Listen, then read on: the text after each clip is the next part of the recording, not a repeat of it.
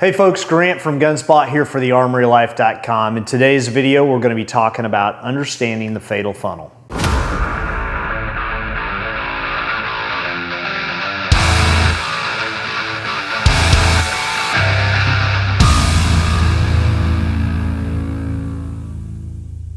So the fatal funnel is nothing more than a term used to describe doorways. Doorways that you might have to enter through to clear a room or search a room. Doorways that you walk through generally and don't pay any attention.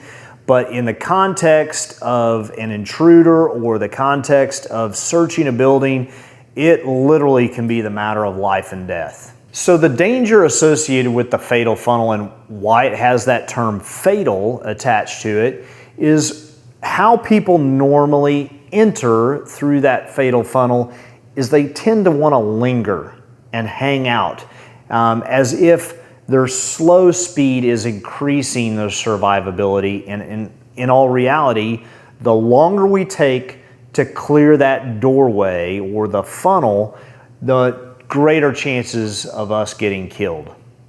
So we have a doorway set up here leading from an outer bedroom coming into a main part of the house. Our camera is set up as if he were a bad guy that has positioned himself to ambush someone coming in. And so where I don't want to make the mistake is in gingerly peering into the room, because it gives that bad guy a lot of early notice that I'm there. What I'm going to do is I'm going to step in and I'm going to enter like I should. Whether the bad guy is where the camera is or he's in another position, I'm going to clear that opening of the doorway as quickly as possible, moving into positions of advantage.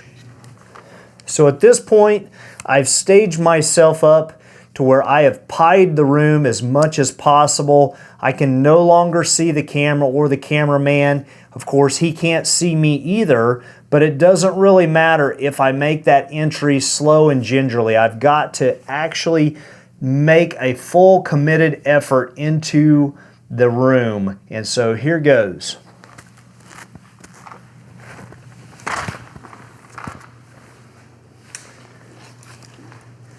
What we want to do is clear that opening so we're not skylighted for an extended period of time.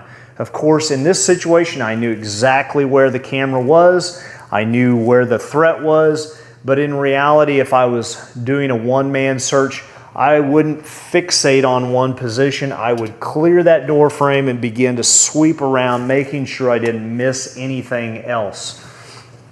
If I had an entry team or in a SWAT application, as soon as I cleared that doorway, it also is to the benefit of the rest of the team for me to clear it as quickly as possible so other members can have uninterrupted flow and take my blind spots and dominate other parts of the room so that we get as many people into the fight as quickly as possible and hopefully eliminate the fight altogether. So in this particular entry, I'm going to simulate that the camera is not the threat.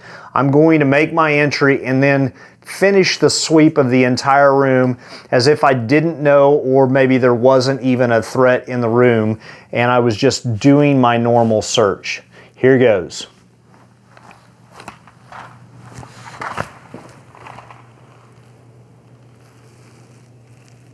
So in either fashion, I am clearing that fatal funnel as quickly as I can. I'm dominating 2 points that I can't see beyond what I've done in my pie search technique.